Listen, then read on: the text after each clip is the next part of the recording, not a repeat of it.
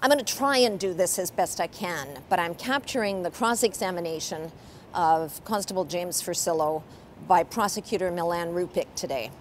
Mr. Rupik is an old-school, fair-minded, gentlemanly prosecutor, and Constable Forcillo is a stubborn, pretty determined and articulate witness. So the prosecutor is putting all sorts of things to him, and his basic thesis is that Constable Forcillo, when he encountered Sammy Ateem on a streetcar 3 summers ago, Sammy Ateem armed with a knife, that he considered really no other option but his firearm.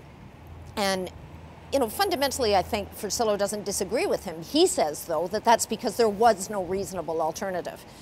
He was a very collected witness. The cross-examination's not finished. But the interesting part to me came when they replayed a video the jurors have already seen. This is a training video for Ontario police officers, which Forcillo has seen any number of times.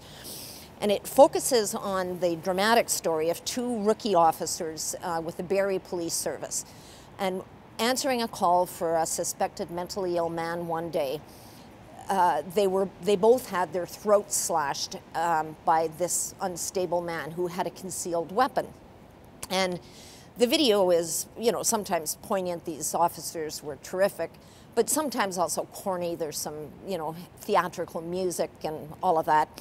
Anyway, so Mr. Rupik is saying, you know, you had those officers, they faced a man who had a concealed knife, and they fired only after he'd attacked them.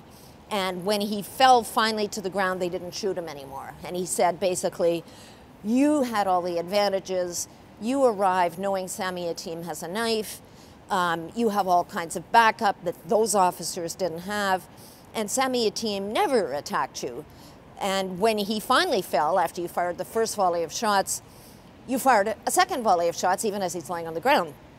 And Forcillo he's a very collected witness, but he got quite animated, and he said, and I'm going to try and do it accurately here, he said that he believed what he did was the appropriate use of force. And he said, you know, police officers don't get paid to get stabbed or shot. We're going to go home to our families.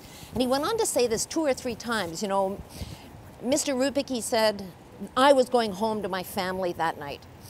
And it's interesting because one of the people featured in the video is this guy named Lieutenant Colonel David Grossman. As it happens, I've read both his books.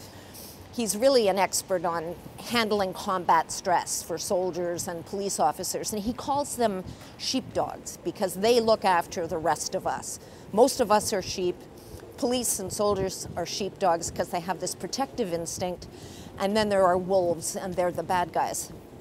And I wondered, listening to Constable Forcillo's, you know, fairly ferocious determination to get home that night, I wondered how much of a sheepdog he was.